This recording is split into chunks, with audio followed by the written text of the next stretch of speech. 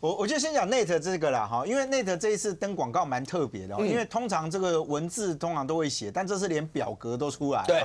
那这个表格当然意思就是说，他把他这个所谓的底标哦，还有他自己投标，还有帮微风的这个投标的金额哦，都在这个广告上面都登出来了。那如果就数字上面来看啦，就 Net 的诉求就是说我所有投标的金额这些项目什么，我都优于所谓的微风。那为什么到最后我没有得标？好，我让观众朋友看一下，刚刚任俊讲这个是 Net 登的广告，好吧？这是 Net 登的广告。那包括微风、成品、太平洋跟他们市府的底标，那算一算这些，然后年入库的金额，市府底标是3835，然后微风是3835。然后总金额市府底标是1.5亿，微风是2.9亿，到 Net，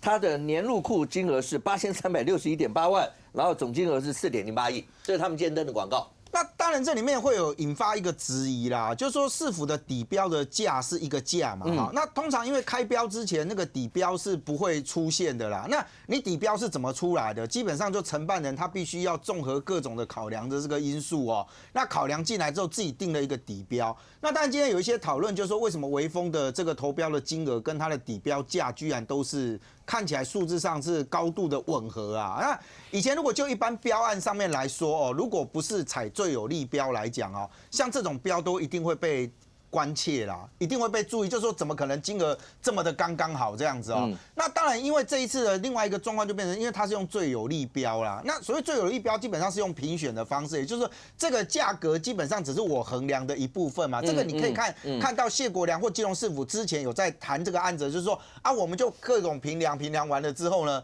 就决定就是由他来这个得标嘛。所以我觉得这个如果今天内核要走司法程序，因为以前我们看过有很多其实都是未得标的厂商哦，然后就直接会出来讲，对啊，那这个疑点势必我认为他一定要再解释，说我觉得内则重新开了一个战场，因为之前只有说你是不是这个直接抢着违法登记我的产权啊什么的，那现在连这个招标的这件事情看起来都会再引发这个纷争嘛，这是第一个。第二个就是说这个罢免的这件事情哦，因为我觉得刚刚主持人问说会不会再继续往上蔓延到中央哦？我觉得双方最少从基隆市政府的态度，我认为他开始在做微幅的调整啊。因为从一开始的时候，对不起，不是基隆市政府，是国民党的基隆市党部。对。因为最早的时候他们是呛说要战就来嘛，而且就是说锁定了这个5、6个，包括议长是。那民进党籍的这个议员嘛，那我大概问了一下，就我大概问说，那你们罢免的理由是什么？然后被罢免了说，因为他马上有一个理由说，因为我们话太多，表达意见太多。那我就觉得说，那议员当然是要表达意见，他们叫这个议员不要讲话，叫那议员不要讲话，说拿这个要作为这个罢免的理由哦。不过先讲因为现在罢免的这个看起来他们就叫山海公民拆粮行动嘛那以前大家就觉得说是不是有民进党在那？那我就很早讲，我就说怎么可能会有政党自己跳出来站第一线，说我要来罢免？因为当政党的代表自己出来讲的时候，这代表这是要上纲到政治上的抗争嘛。所以我们在讲说，国民党基隆市党部自己出来发这个难，实在是有点想要把它往大拉哈。那这个所谓的山海公民拆粮行动它现在在基隆先设了2个实体的联署站。那原先因为它第一阶段是需要到3080份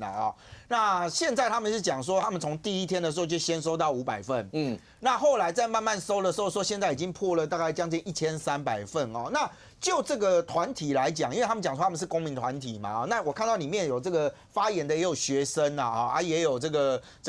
一般的这个民众大家现在讲就是说，他们希望第一阶段，因为第一阶段是到4月初嘛，那我刚刚讲说是3080份嘛他们觉得非常有可能成案，因为如果就这个联署的速度到1300份，那他们也有预算一个扣打，就是说有没有可能会被砍掉或干嘛，所以他们现在第一阶段是希望收到3500份那最期待值是说，有没有可能在第一阶段就收到了第二阶段联署的时候需要的这个份数？但我觉得其实这个罢免，老实讲这也不是说你今天设个联署让大家过去，那个都需要宣传，也都必须要去做说服嘛所以当国民党这个原先讲说要战就战，甚至有这个什么罢免联署书你看像这个是他们这个在基隆市要针对罢免谢国良的这样的一个联署那个同意书，就是这个版本嘛那现在我刚刚讲说，为什么国民党我觉得他态度稍微有在调整，因为国民党基隆市党部的这个发言人他有出来讲，他说因为那一天那个谢国良市长已经跟这个童子伟议长大家已经有见面嘛，还有握手啊，就刚刚武哥讲啊，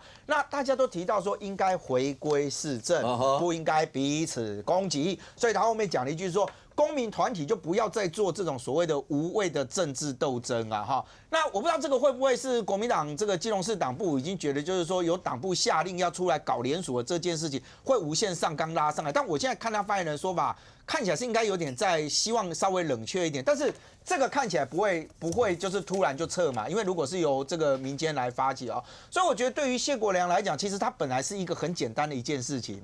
就是当天晚上为什么那么多警察睡不着觉，然后大家穿着制服，然后一起到那边想要去逛街，想要去逛商场，然后不小心把门打开了就进去了。其实这是一个很单纯，而且你看 Nate， 其实我觉得 Nate 的那个整个的动作是越来越大，而且不断的往上升。因为最早的时候，你记不记得，其实大家就觉得说，你如果真的走产权登记的时候，那基隆市政府到最后你还是会赢了啊。所以他们一开始的时候只是不爽那个进门的那一块，所以用强盗罪要去告嘛啊。但现在看起来连这个标案的部分都拿出来谈，其实过去真的会有比较大争议，都是在最有利标的部分啊，因为厂商一定会觉得，那你告诉我，我的什么都比他优，你到底评鉴的是哪一点？那我不知道这一个会不会 Nate， 因为今天把它公开出来之后，会不会后续还有所谓的法律上面的行动？我认为那个大家就会看起来是这个事件应该短期内不会落幕了。